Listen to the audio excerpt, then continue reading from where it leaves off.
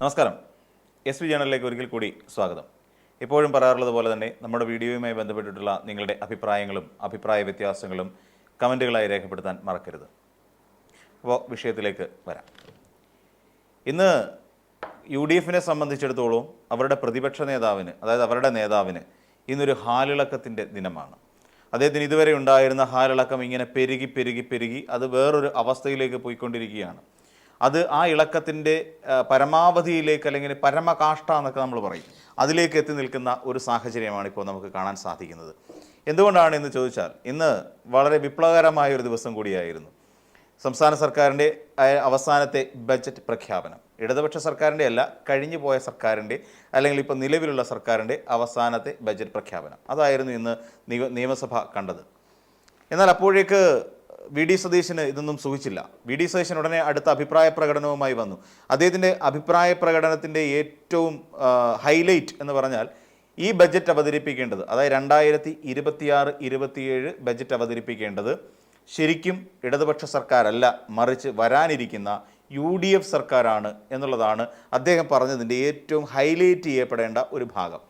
എന്തുകൊണ്ടാണ് എന്ന് ചോദിച്ചാൽ, ഇത് VD സതീശനെ സംബന്ധിച്ചിടത്തോളം ഓവർ കോൺഫിഡൻസ് എന്ന് പറയുന്നൊരവസ്ഥയുണ്ട്. അതായത് പൂർണ്ണമായി ഞങ്ങൾ അധികാരത്തിലേക്ക് കാല് വെച്ച് കഴിഞ്ഞിരിക്കുന്നു, ഞങ്ങളൊരു 100 സീറ്റ് പിടിച്ച് AICCക്ക് കൊടുത്ത വാക്ക് പാലിച്ചുകൊണ്ട് ഞങ്ങൾ അധികാരത്തിലേക്ക് കയറുന്നു, അതുകൊണ്ട് ബജറ്റ് അവതരിപ്പിക്കാനുള്ള എല്ലാ അധികാരവും അവകാശവും ഞങ്ങൾക്കാണ്, വെറുതെ KN ബാലഗോപാൽ തല പുണ്ണാക്കി അങ്ങനെ ബജറ്റ് അവതരിപ്പിക്കേണ്ട എന്ന് VD സതീശൻ പറയുന്നത് പോലെയാണ് തോന്നിയത്.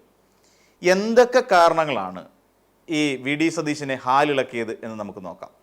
കാരണം കഴിഞ്ഞു പോയ ഒരു 10 വർഷക്കാലത്തെ ഇടതുപക്ഷ സർക്കാരിൻ്റെ വികസന പ്രവർത്തനങ്ങൾ അവിടെ നിൽക്കട്ടെ. കാരണം അതിൽ നിന്നാണ് ജനങ്ങൾ പാഠം പഠിക്കുന്നത്. പുതുതായി നമ്മൾ നോക്കുമ്പോൾ പുതിയ ബജറ്റുമായി ബന്ധപ്പെട്ടുകൊണ്ട് നിരവധി ജനോപകാരപ്രദമായ പ്രഖ്യാപനങ്ങൾ, എന്ന് വെച്ചാൽ വമ്പൻ പ്രഖ്യാപനങ്ങളൊന്നുമില്ല, വമ്പൻ പദ്ധതികളൊന്നും നമ്മുടെ കേരളത്തിൽ ഉടനെ തുടങ്ങുന്നു എന്നുള്ളതിൻ്റെ അടിസ്ഥാനപ്പെടുത്തിയിട്ടുള്ള കാര്യങ്ങളൊന്നും ഇതിനകത്ത് പറഞ്ഞിട്ടില്ല. പകരം ഒരു സാധാരണക്കാരൻ കേൾക്കുമ്പോൾ ഞങ്ങളുടെ സർക്കാർ ഇതൊക്കെ നൽകും എന്നൊരു തോന്നലുണ്ടാക്കുന്ന ഒരു അത്തരത്തിൽ പോകുന്ന ഒരു ബജറ്റാണ് എന്ന് പറയേണ്ടി വരും. അല്ലാതെ വലിയ കെട്ടിടങ്ങൾ നിർമ്മിക്കുന്നു, ഞങ്ങൾ അവിടെ പാലത്തിന് ഇത്ര കോടി രൂപ മുതൽ മുടക്കുന്നു, അല്ലെങ്കിൽ ഇവിടെ ഒരു കേരയിൽ പ്രോജക്റ്റ് ഞങ്ങൾ ഇത്ര കോടി, 8,000 കോടി, 10,000 കോടി, 30,000 കോടി മുടക്കിയിട്ട് ഇവിടെ ഉണ്ടാക്കുന്നു, അങ്ങനെയൊന്നുമില്ല. ഒരു ഓട്ടോറിക്ഷ തൊഴിലാളി കേട്ട് കഴിഞ്ഞാൽ കൊള്ളാം, എന്നെ കരുതുന്ന ഒരു സർക്കാരാണ് എന്നൊരു തോന്നലുണ്ടാവും. ഒരു വിദ്യാർത്ഥിയാണ് ഈ ബജറ്റ് കേൾക്കുന്നതെങ്കിൽ കൊള്ളാമല്ലോ പരിപാടി എന്ന് തോന്നും.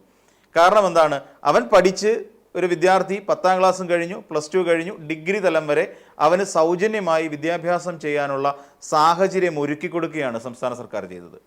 ഒരു ഓട്ടോറിക്ഷ തൊഴിലാളിയെ സംബന്ധിച്ചിടത്തോളം അവൻ രാവിലെ തുടങ്ങി അന്തി വരെ കിടന്ന് ഓട്ടോ ഓടി കിട്ടുന്ന സമയത്ത് എന്തെങ്കിലും ഒരു രോഗം വന്നാൽ അവന് ചികിത്സിക്കണമെങ്കിൽ അവൻ്റെ കയ്യിൽ ആ ഓട്ടോ ഓടിയ പൈസ വേണ്ടി വരും.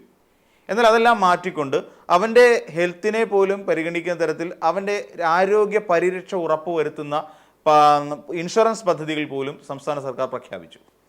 ഇതുവരെ മെഡിസെപ്പ് എന്ന് പറയുന്ന ഒന്ന് സംസ്ഥാന സർക്കാർ ജീവനക്കാർക്ക് മാത്രമായി അലോട്ട് ചെയ്തിരുന്ന ഒന്നാണെങ്കിൽ, അല്ലെങ്കിൽ അതിലെ പെൻഷനേഴ്സിന് മാത്രം അലോട്ട് ചെയ്തിരുന്ന ഒന്നാണെങ്കിൽ, അത് മാറിക്കൊണ്ട് അതിൽ സഹകരണ മേഖലയിൽ ജോലി ചെയ്യുന്ന തൊഴിലാളികൾക്ക് കൂടി അത് ആ മെഡിസെപ്പിൻ്റെ പരിധിയിൽ കൊണ്ടുവരുന്നത്. അതാണ് മെഡിസെപ്പ് 2.0 എന്ന് പറഞ്ഞുകൊണ്ട് അവതരിപ്പിക്കുന്നത്. ഇനി കാരുണ്യ പദ്ധതിയിൽ അല്ലാത്ത കുടുംബാംഗങ്ങൾക്ക് വേണ്ടി പ്രത്യേകമായി മെഡിക്കൽ പരിഗണന കൂടി നൽകുന്നു. അപ്പോൾ നമ്മുടെ ജീവിതത്തിൽ ഏറ്റവും കൂടുതൽ നിന്ന് നമ്മൾ പൈസ മുടക്കിക്കൊണ്ടിരിക്കുന്ന ആതുരാലയങ്ങൾക്ക് വേണ്ടിയാണ്. അതായത് നമ്മുടെ ആരോഗ്യ സംരക്ഷണത്തിന് വേണ്ടിയിട്ടും രോഗാവസ്ഥയെ മറികടക്കുന്നതിന് വേണ്ടിയിട്ടുമാണ്. അപ്പോൾ അതിനൊക്കെ നല്ല രീതിയിൽ ഊന്നൽ നൽകിക്കൊണ്ടുള്ള തീർത്തും ജനോപകാരപ്രദമായ ഒരു ബജറ്റ്. സത്യത്തിൽ എന്തുകൊണ്ടാണ് പ്രതിപക്ഷ നേതാവ് ഇത്രത്തോളം ഹാലിളകുന്നത് എന്ന് ചോദിച്ചാൽ, അല്ലെങ്കിൽ നമ്മുടെ പ്രതിപക്ഷ നേതാവ് VD സതീശൻ എന്തുകൊണ്ടാണ് ഒരു നിലതെറ്റിയ രീതിയിൽ ഇങ്ങനെ ഓരോന്ന് പറഞ്ഞുകൊണ്ട് പോകുന്നത് എന്ന് ചോദിച്ചു കഴിഞ്ഞാൽ ഉത്തരം വളരെ ലളിതമാണ്. ഇതുവരെയുള്ള ഇടതുപക്ഷ സർക്കാരിനെ കഴിഞ്ഞ 10 വർഷം കൊണ്ട് ജനത്തിന് നന്നായി അറിയാം എന്നുള്ളത് കൊണ്ട് തന്നെയാണ്. ആ ജനത്തിനോട് ഒരു കാര്യം സർക്കാർ പറഞ്ഞാൽ അത് ഞങ്ങൾ ചെയ്തു തരും, അല്ലെങ്കിൽ ഞങ്ങൾ ഈ കാര്യങ്ങൾ നടപ്പിലാക്കും എന്നുള്ളത് കഴിഞ്ഞ 5,25,000 കുടുംബങ്ങൾക്കറിയാം. കാരണം ലൈഫ് മിഷൻ പദ്ധതി വഴി നമ്മുടെ സംസ്ഥാനത്ത് ആകമാനം വെച്ചുകൊടുത്തിരിക്കുന്ന വീടുകളാണ്. അതായത് ഇപ്പം 4.5 ലക്ഷം 4.25 ലക്ഷത്തോളം വീടുകൾ സംസ്ഥാന സർക്കാർ വെച്ചു കൊടുത്തിട്ടുണ്ട് ഈ 10 വർഷം കൊണ്ട്. ഇനിയും അത് കൂടി ഏകദേശം 5.25 ലക്ഷത്തോളം വീടുകൾ അതിലേക്ക് എത്തും. അവർക്ക് മനസ്സിലായിട്ടുണ്ട് പറയുന്ന കാര്യങ്ങൾ സർക്കാർ ഞങ്ങൾക്ക് ചെയ്തു തരും എന്നുള്ള കാര്യം. അതോടൊപ്പം ഇന്ന് വീട്ടിലിരുന്നു കൊണ്ട് പെൻഷൻ 2000 രൂപ പെൻഷൻ വാങ്ങിക്കൊണ്ടിരിക്കുന്ന ഓരോ മുത്തശ്ശന്മാർക്കും മുത്തശ്ശിമാർക്കും അറിയാം സർക്കാർ പറയുന്ന കാര്യങ്ങൾ ചെയ്തു തന്നിരിക്കും എന്നുള്ള കാര്യം. ഇത് വി ഡി സതീശന് നന്നായിട്ട് അറിയാം. അതുകൊണ്ടാണ് വി ഡി സതീശൻ ഇപ്പോൾ ഇങ്ങനെ ഒരു ഹാലിളക്കം ഉണ്ടാകുന്നത്. കാര്യം സർക്കാർ ഈ പറയുന്ന കാര്യങ്ങളെല്ലാം ചെയ്തു കൊടുക്കുമെന്നുള്ള കാര്യം ജനങ്ങൾക്ക് ഉത്തമ ബോധ്യമുണ്ട്. ആ ബോധ്യത്തിൽ നിന്ന് കഴിഞ്ഞാൽ തങ്ങൾക്ക് വീണ്ടും പ്രതിപക്ഷത്ത് തന്നെ ഇരിക്കേണ്ടി വരുമല്ലോ എന്ന് പറയുന്ന ഒരു ഗതികേടിനെ ഓർത്തിട്ട്, അല്ലെങ്കിൽ ആ ഒരു ഭയം കൊണ്ടിട്ടാണ് വി ഡി സതീശൻ സത്യത്തിൽ ഇങ്ങനെയൊക്കെ പറഞ്ഞുകൊണ്ടേയിരിക്കുന്നത്. അവിടെ 38% പദ്ധതി വിഹിതം മാത്രമേ എടുത്തിട്ടുള്ളൂ, വേറെ ഒന്നും ചെയ്തിട്ടില്ല. അവിടെ ട്രഷറിയിൽ പൂച്ച വിറ്റ് കിടക്കുകയാണ്. ട്രഷറിയിൽ അവിടെ 10 ലക്ഷം മേളിലേക്കുള്ള ബില്ല് മാറാൻ കൊടുത്തു കഴിഞ്ഞാൽ അവിടെ നിന്ന് കിട്ടില്ല എന്നൊക്കെ പറയുന്ന വ്യാജ പ്രചരണങ്ങൾ. സത്യത്തിൽ വി ഡി സതീശൻ പറഞ്ഞുകൊണ്ടിരിക്കുന്ന ഓരോന്നും പച്ചക്കള്ളമാണെന്ന് ജനം തിരിച്ചറിഞ്ഞു തുടങ്ങി. കാര്യം നമ്മുടെ കേരളത്തിൽ ഏറ്റവും അധികം ആളുകൾ ഇന്ന് സാമൂഹ്യ മാധ്യമങ്ങളെ നോക്കുന്നുണ്ട്, സാമൂഹ്യ മാധ്യമങ്ങളിലൂടെ സഞ്ചരിക്കുന്നുണ്ട്.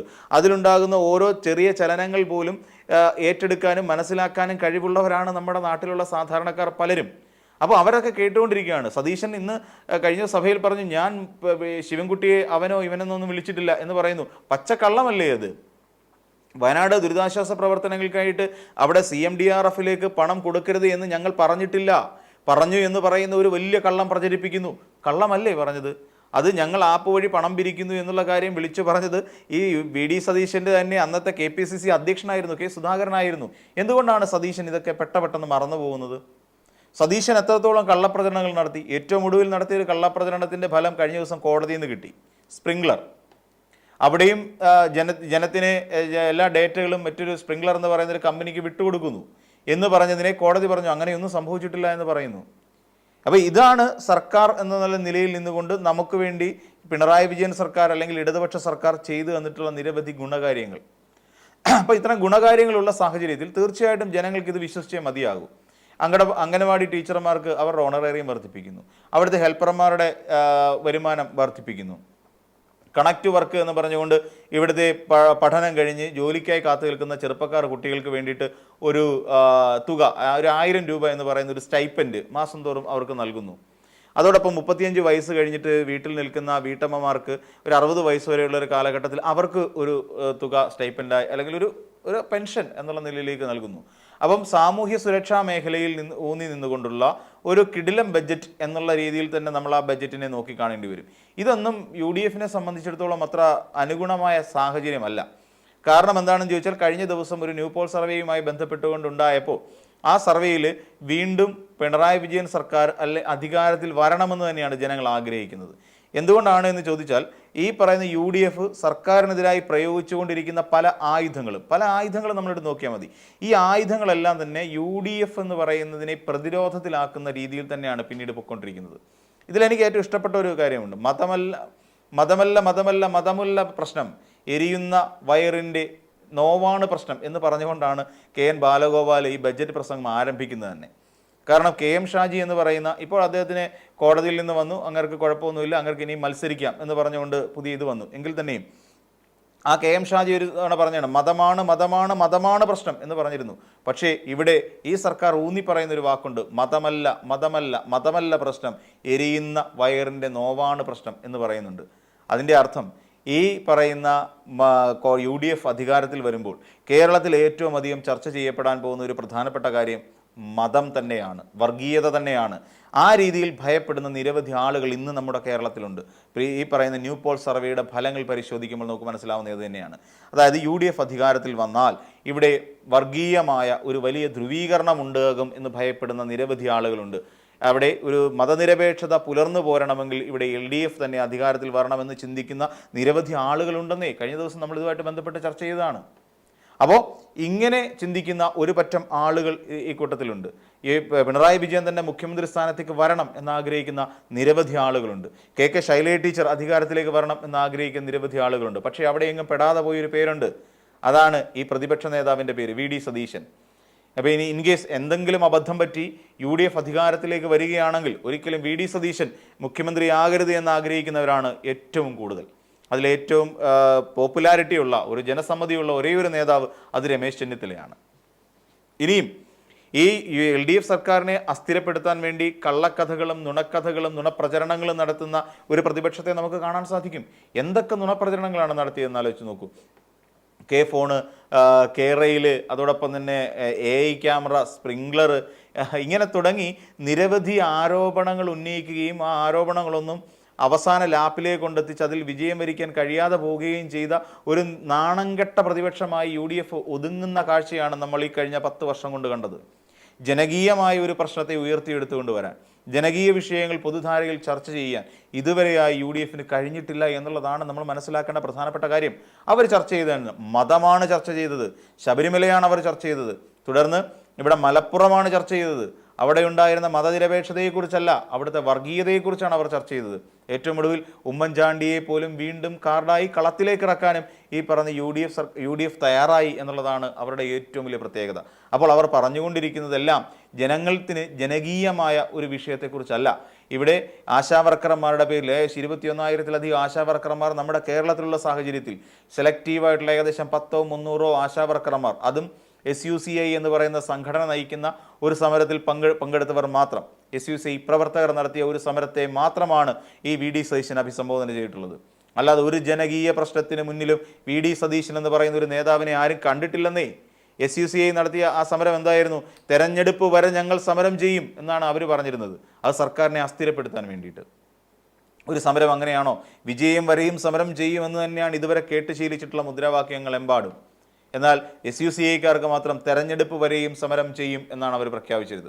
എന്നാൽ വീണ്ടും തെരഞ്ഞെടുപ്പിന് മുന്നോടിയായി അതിൻ്റെ സമരത്തിൻ്റെ 1 വർഷം പൂർത്തീകരിക്കുന്ന വേളയിൽ അവിടെ വീണ്ടും അവരൊരു വലിയ സമരം അവർ പദ്ധതിയിടുന്നുണ്ട്. അതും SUCIയുടെ നേതൃത്വത്തിൽ. എന്തിനു വേണ്ടി? രാഷ്ട്രീയ മുതലെടുപ്പാണ് ലക്ഷ്യം, അല്ലാതെ വേറൊന്നുമല്ല. UDF ഇവിടെ നടത്തി വിജയിപ്പിച്ച ഏതെങ്കിലും ഒരൊറ്റ ജനകീയ സമരമുണ്ടോ ഇവിടെ? ഒരെണ്ണം പോലുമില്ല. വീണ ജോർജ് കഴിഞ്ഞ ദിവസം പറഞ്ഞ പോലെ ഈ UDFകാരുടെ കൊടിയുടെ നിറം കറുപ്പാക്കി മാറ്റി എന്ന് ഞാൻ കരുതി എന്ന് വീണ ജോർജിന് തുറന്നു പറയേണ്ടി വന്നു. കാരണം എന്താണ്? ഇവരേത് സമയത്ത് നോക്കിയാലും UDFകാരുടെ കയ്യിലും കോൺഗ്രസ് പ്രവർത്തകരുടെ കയ്യിലുള്ളത് മുഴുവൻ കരിങ്കൊടി മാത്രമാണ്, അല്ലാതെ വേറൊരു കൊടിയില്ല. എന്തിനാണ് കരിങ്കൊടി കാണിക്കുന്നത്? എന്താവശ്യത്തിനാണ് കരിങ്കൊടി കാണിക്കുന്നത്? ഏതെങ്കിലും ഒരു ജനകീയ പ്രശ്നം അവിടെ വിതുരയിലൊരു ഹോസ്പിറ്റലിൽ ഒരാൾ മരണപ്പെട്ട സമയത്ത് അതിന് മുന്നിൽ നിന്നുകൊണ്ട് മരണപ്പെടാനുള്ള കാരണം യൂത്ത് കോൺഗ്രസ്സുകാരായിരുന്നു എന്നുള്ള കാര്യം നമ്മൾ മറന്നു പോകരുത്. ആംബുലൻസിൻ്റെ മുന്നിൽ നിന്ന് സമരം ചെയ്തവരാണ് യൂത്ത് കോൺഗ്രസ് എന്ന് പറയുന്ന മരമണ്ടന്മാർ. അവരാ സമരം ചെയ്തുകൊണ്ട് ആ രോഗിയെ കൃത്യസമയത്ത് വേണ്ട ചികിത്സ കൊടുക്കാൻ കഴിയാതെ പോയി. അവരുടെ വീട്ടുകാരെ പറഞ്ഞു, ഇനി മേലെ ഒരു യൂത്ത് കോൺഗ്രസ്സുമാരെ ഈ വീട്ടിൽ കയറി പോയേക്കരുതെന്ന്. അതായിരുന്നു യൂത്ത് കോൺഗ്രസിൻ്റെ ഒരു സമരമുഖം. അല്ല, ജനകീയമായ ഒരു സമരം ഏറ്റെടുക്കുക, ആ സമരത്തെ വിജയിപ്പിക്കാൻ ശ്രമിക്കുക. മലപ്പുറം നിലമ്പൂർ ഉപതെരഞ്ഞെടുപ്പുമായി ബന്ധപ്പെട്ടുകൊണ്ട് നമ്മൾ പരിശോധിക്കൂ. ഒരു കുട്ടിയുടെ ഷോക്കടിച്ചുള്ള മരണത്തെ ഏത് രീതിയിലാണ് ഇവിടുത്തെ UDF രാഷ്ട്രീയവൽക്കരിക്കാൻ ശ്രമിച്ചത് എന്ന് നമ്മളൊന്ന് ആലോചിച്ച് നോക്കൂ. സന്ദേശം എന്ന് പറയുന്ന സിനിമയിൽ ശ്രീനിവാസൻ ഇതിന് മുൻപേ പറഞ്ഞു വെച്ചിട്ട് പോയി. ഒരു മൃതദേഹം കാണുമ്പോൾ രാഷ്ട്രീയ പാർട്ടിക്കാർ 3 വശത്ത് കൂടി എന്നുകൊണ്ട് അത് തൻ്റേതാണ് എന്ന് അവകാശപ്പെടുന്ന ഒരു രീതി ഉണ്ടായിരുന്നു. അതായത് കരിങ്കൊടിയും കൊടയും ഒക്കെ ഉപയോഗിച്ചുകൊണ്ട് കരിങ്കൊടി കിട്ടുന്ന ഒരു രീതി. ആ രീതിയല്ലേ അന്ന് നമ്മൾ നിലമ്പൂർ ഉപതെരഞ്ഞെടുപ്പ് സമയത്ത് ഒരു സ്കൂൾ കുട്ടി ഒരാളുടെ ഒരു സ്വകാര്യ വ്യക്തിയുടെ പറമ്പിൽ നിന്ന് പന്നിയെ പിടിക്കാൻ വെച്ച കെണിയിൽ നിന്ന് ഷോക്കേറ്റ് മരിച്ചപ്പോൾ ഇവിടെ UDF നടത്തിയ സമരമുറ? ഇതൊക്കെ നമ്മൾ മറന്നു പോകരുത്. ഇതാണ് കേരളം. അപ്പോൾ ഇതെല്ലാം ചർച്ച ചെയ്യപ്പെടും. കേരളത്തിൽ മതം ചർച്ച ചെയ്യില്ല, വികസനം മാത്രം ചർച്ച ചെയ്യപ്പെടും. വികസനം ചർച്ച ചെയ്യപ്പെടുമ്പോഴും അതിന് മുൻപുണ്ടായിരുന്ന ഒരു 2011 മുതൽ 2016 വരെയുള്ള കാലഘട്ടം തീർച്ചയായും ചർച്ച ചെയ്യപ്പെടും. ആ ചർച്ചയെ UDF ഭയക്കുന്നുണ്ട്. ആ ഒരു ചർച്ചയെ അല്ലെങ്കിൽ ആ ഒരു UDFൻ്റെ ഭരണകാലത്തെ വെച്ച് താരതമ്യം ചെയ്യുമ്പോൾ ഈ കഴിഞ്ഞു പോയ 10 വർഷങ്ങൾ കേരളം സ്വർഗതുല്യമായ രീതിയിലാണ് മുന്നോട്ട് പോയത്. ഒരുപക്ഷെ ഉമ്മൻചാണ്ടി ആയിരുന്നെങ്കിൽ 2020 നമ്മുടെ കേരളത്തിലെ ഒരു ജനത പോലും ഉണ്ടാകില്ലായിരുന്നു എന്ന് 100% ഇന്നും വിശ്വസിക്കുന്നവരുണ്ട് നമ്മുടെ ഈ നാട്ടിൽ. അതുകൊണ്ട് ഈ ഒരു ബജറ്റ് കൂടി ശമ്പള പരിഷ്കരണം ഉൾപ്പെടെ DAയും DRും ഉൾപ്പെടെയുള്ളവരുടെ കുടിശ്ശിക കൊടുത്തു തീർക്കാനെടുത്ത തീരുമാനം, മെഡിക്കൽ അതായത് നമ്മുടെ ആരോഗ്യരംഗവുമായി ബന്ധപ്പെട്ടുകൊണ്ട് എല്ലാവർക്കും ആരോഗ്യ പരിരക്ഷ ഉറപ്പുവരുത്തുന്ന തരത്തിലുള്ള പദ്ധതികൾ, ഇതെല്ലാം കേൾക്കുമ്പോൾ സ്വാഭാവികം അത് VD സതീശന് മാത്രമല്ല UDFലെ എല്ലാവർക്കും ഉണ്ടാകുന്ന ഒരു വെപ്രാളമുണ്ട്. അതിനെ ശരിക്കും പറഞ്ഞാൽ ഒരു ഭാഷയിൽ വിഭ്രതി എന്നാണ് പറയുക.